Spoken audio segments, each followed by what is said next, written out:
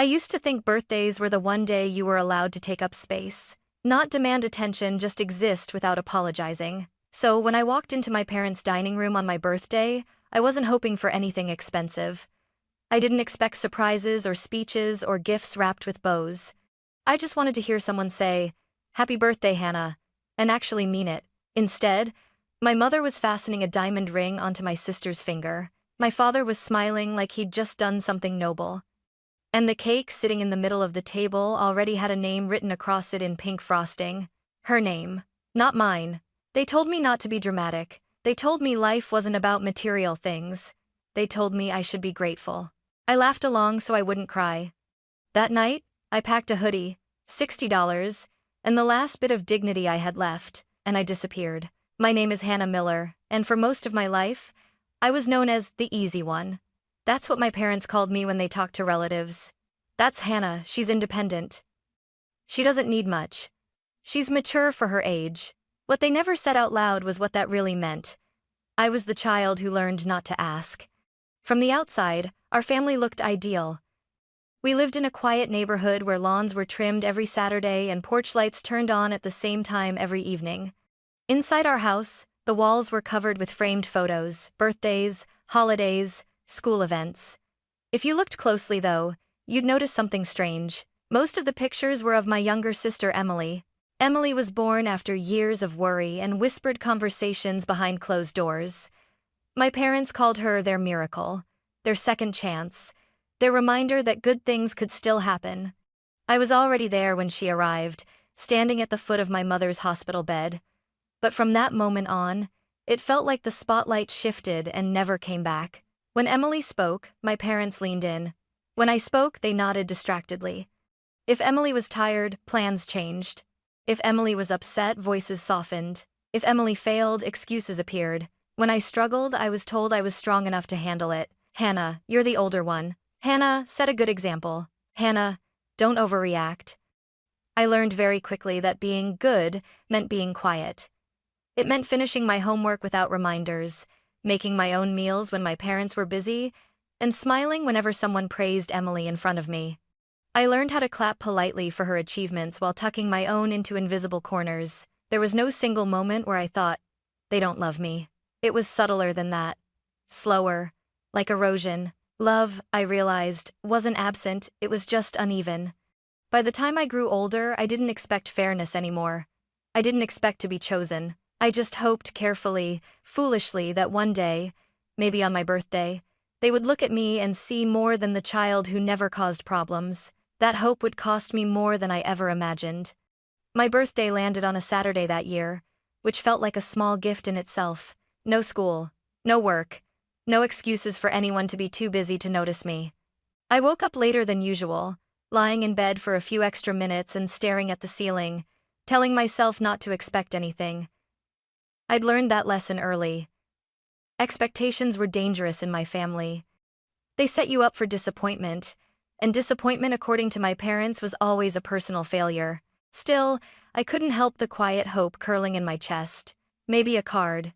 Maybe a simple happy birthday. Maybe just being invited into the room instead of hovering at the edges. When I walked downstairs, I smelled coffee and sugar. The dining room lights were on, brighter than usual. For half a second, my heart lifted. Then I saw the box. It was small and elegant, resting in the center of the table like it belonged there. Black velvet. The kind of box you didn't need to open to know what was inside.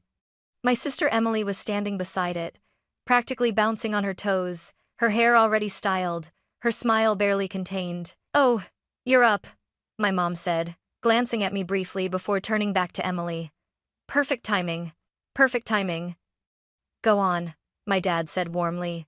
"Open it, sweetheart." No one said my name. No one said happy birthday. Emily lifted the lid and gasped, one hand flying to her mouth in a way that felt rehearsed.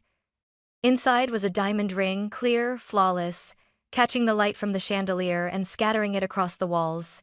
"Oh my God," she whispered. "Mom, Dad, are you serious?" My dad laughed, the deep, proud kind of laugh I'd heard 1,000 times, just never directed at me. "You deserve it. You've had such a stressful year." Emily slipped the ring onto her finger, holding out her hand to admire it. My mom clapped softly, eyes shining. It just felt right, she said. Something meaningful. I stood there, frozen, waiting for the moment when someone would realize the mistake. Instead, my mom finally turned to me with a gentle frown. Hannah, don't make that face. It's not always about gifts. Not always about gifts. As if I'd said anything. As if wanting to be acknowledged on my own birthday made me shallow. My dad cleared his throat. You're an adult now. Birthdays change. What matters is character, not presents. And just like that, my birthday gift arrived. A lecture. They talked about responsibility, about gratitude, about how much they'd done for me growing up. Emily sat quietly, twirling the ring on her finger, not meeting my eyes. Then I noticed the cake. Pink frosting, decorative flowers, carefully written letters. Happy birthday, Emily. I didn't want to waste another cake, my mom said, quickly, when she saw me staring. You understand, right? We already celebrated earlier. Earlier. Without me. Something tight and sharp pressed against my chest. I felt it rising heat behind my eyes, a crack in my throat. Crying in that room would have made everything worse. It always did, so I laughed. I laughed like it was funny, like it didn't hurt. Like I hadn't just been erased from my own day. And in that moment, standing between my parents and my sister's diamond ring, I understood something with terrifying clarity. This wasn't an accident. This was exactly how they saw me. That night, the house felt louder than usual, even though no one was speaking to me. I lay on my bed with the lights off, staring at the faint crack in the ceiling I'd memorized years ago. From downstairs, I could hear the low hum of the dishwasher, and my parents' voices drifting in and out of conversation, comfortable, relaxed, like nothing important had happened that day. Like, I hadn't. I kept replaying the scene in my head. The ring, the cake. The way my mother had said, you understand, right? As if understanding was my responsibility alone. It wasn't about jealousy.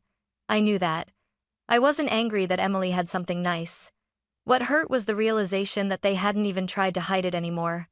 There was no apology, no awkward pause, no moment of recognition. Just certainty. I didn't matter enough to be included. I sat up slowly and looked around my room. The furniture was old, mismatched hand-me-downs, things no one wanted anymore. My childhood trophies were boxed away in the closet. The walls were bare except for a small corkboard where I'd pinned notes to myself over the years. Reminders, deadlines, little promises I'd made when I needed motivation. Just get through today. Don't cause trouble. You'll leave someday. I opened my closet and pulled out my backpack.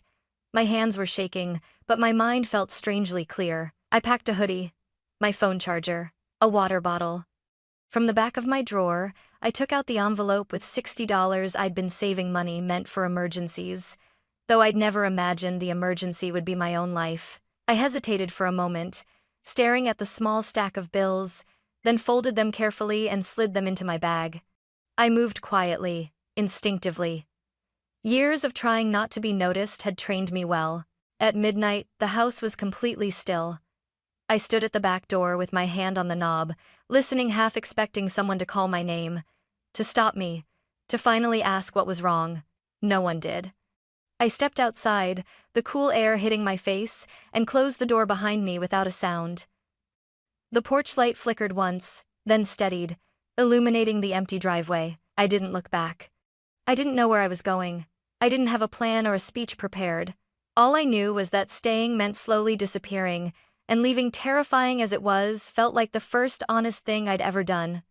As I walked down the street with my backpack digging into my shoulders, one thought repeated itself over and over, steady as a heartbeat. If I stayed, I would lose myself. If I left, I might finally find out who I was. The first night after I left, I didn't sleep. I sat on a hard plastic chair in the corner of a women's shelter downtown, my backpack hooked around my ankle like it might disappear if I let go.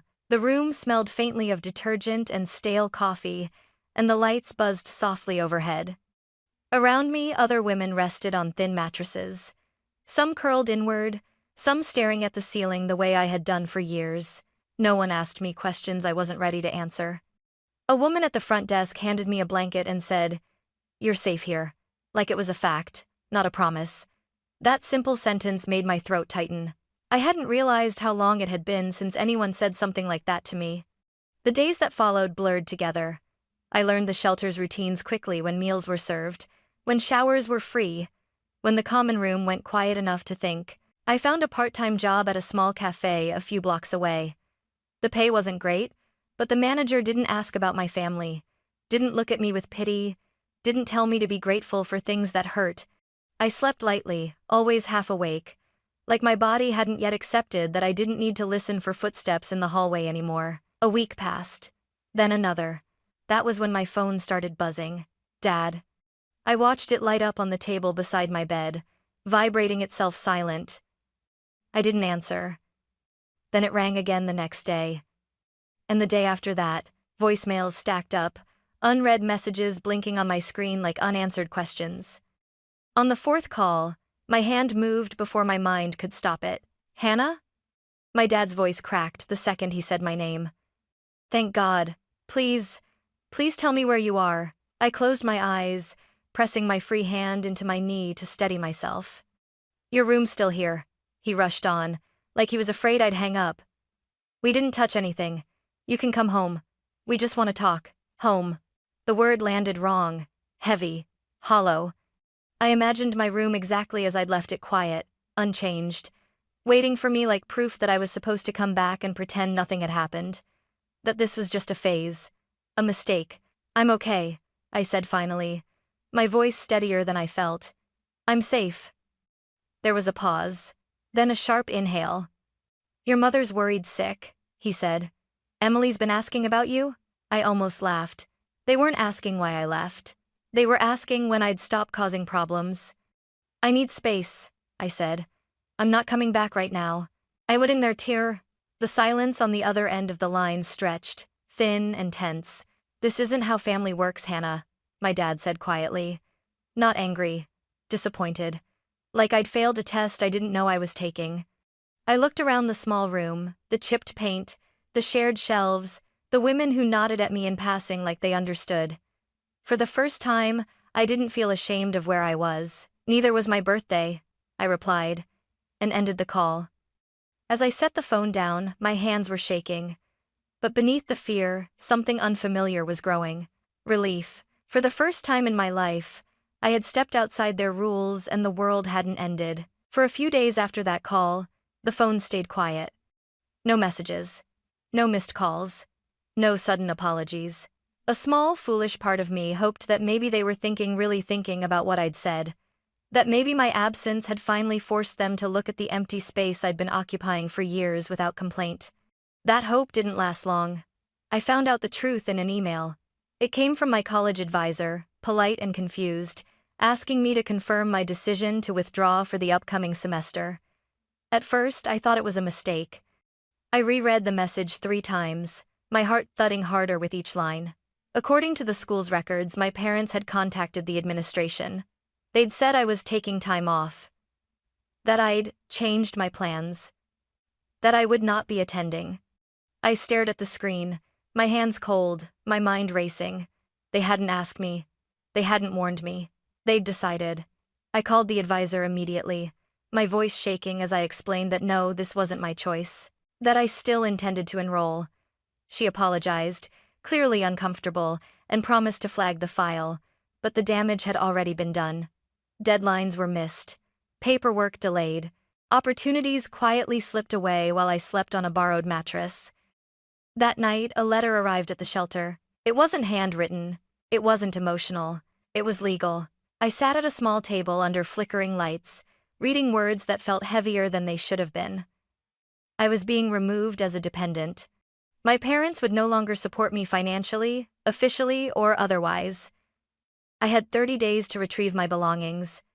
After that, anything left behind would be disposed of at the homeowner's discretion. Tucked behind the formal pages was a single note, written in my mother's familiar handwriting. This is what happens when you make selfish choices. My chest tightened, not with sadness but with something sharper. This wasn't fear for my safety. This wasn't love disguised as discipline. This was punishment. They weren't trying to bring me home anymore. They were trying to teach me a lesson, to show me how small I was without them, how quickly they could pull the ground out from under my feet. I folded the papers carefully, my movements slow and deliberate. Around me, the shelter hummed with quiet conversations, footsteps, life continuing without noticing my private collapse. And in that moment, something inside me settled. Not anger, not panic, clarity. I finally understood what I was up against. Not parents who missed their daughter, but people who needed control more than connection.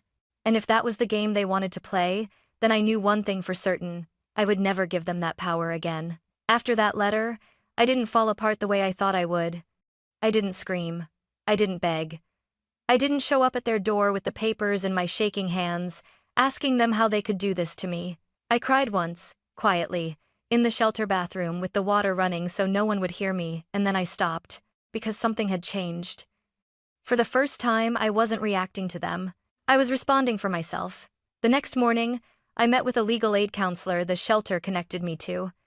She spoke slowly, clearly, laying out my options like stepping stones instead of threats. She explained my rights, what my parents could and couldn't do, and how to protect myself moving forward. "You're not doing anything wrong," she said, meeting my eyes. "And you're not alone." Those words stayed with me. I picked up more shifts at the cafe. Early mornings, late nights, sore feet and aching hands, but every dollar felt earned in a way nothing ever had before. I reopened my college applications on my own, rewriting forms without my parents' names attached to them. It was harder, slower, lonelier, but it was mine. A few weeks later, I moved into a small shared apartment with 2 other women from the shelter program. The walls were thin, the furniture mismatched, but the door locked from the inside, and no one controlled when I came or went. I slept better there than I ever had in my childhood home. School followed. Not immediately, not easily, but it came. A partial scholarship, a payment plan, a quiet email that started with the word "congratulations" and made my hands shake as I read it. I didn't tell my parents. I didn't need to. On my next birthday, I bought myself a cupcake from the bakery near the cafe. I sat alone at the small kitchen table in my new apartment, scraped together a candle, and wrote my name across the frosting in uneven letters. Hannah. No lectures. No comparisons. No one telling me to be grateful for pain. Just a quiet room, a steady breath, and the strange, powerful realization that I was building a life they could no longer reach brick by brick, choice by choice. For the first time, my future didn't feel like something I had to ask permission for. It felt like something I was allowed to claim. I didn't announce my success. I didn't post it online. I didn't send a message marked "read at your convenience." But news has a way of traveling through the cracks you leave behind. It started with an email from the community college, asking if I'd be willing to speak at a small event for first-generation students. Nothing fancy, no cameras, just a room full of people who had been told directly or indirectly that their futures were negotiable. I almost said no. Old instincts die hard. But then I remembered the girl who packed a hoodie and $60 and walked into the night because staying hurt more than leaving. I remembered the letter. The paperwork. The quiet cruelty dressed up as consequences. So I said yes. I talked about starting over with nothing but stubborn hope. I talked about learning the difference between support and control. I talked about how walking away doesn't make you ungrateful, it makes you honest. I didn't mention my parents by name. I didn't have to. A week later, my phone rang while I was shelving books at my campus job. "Dad." I let it ring, then again. On the third call, something in his persistence felt different, less certain, less entitled. I stepped outside and answered. "Hannah," he said, and this time his voice wasn't tight with authority. It was thin. "We heard you're doing well." I leaned against the brick wall, feeling the late afternoon sun on my face.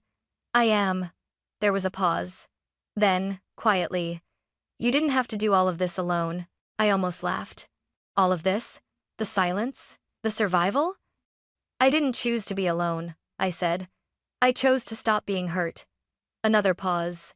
Longer this time. "Your mother's been asking about you," he added. "Emily too." Of course she had. Emily always asked once things were already broken, once there was nothing left to fix without accountability. "We didn't think you'd actually stay gone," he admitted. "We thought you just needed time." Time. The word people use when they don't want to say control failed. "I stayed," I said evenly, "because leaving was the first time I felt safe." He didn't argue. He didn't lecture. For the first time in my life, he didn't try to explain me away. I see that now, he said. And I believed him, but too late is still too late. I'm not angry, I told him. I'm just done pretending things didn't cost me anything. When the call ended, I stood there for a long moment, my hands steady, my chest calm. They finally felt the absence I'd lived with my entire life. And the strangest part? I didn't feel powerful. I didn't feel victorious. I felt free. Because their realization didn't change my path. It just confirmed I'd chosen the right one. My life didn't transform overnight. There was no dramatic moment where everything suddenly felt perfect. What changed was quieter than that.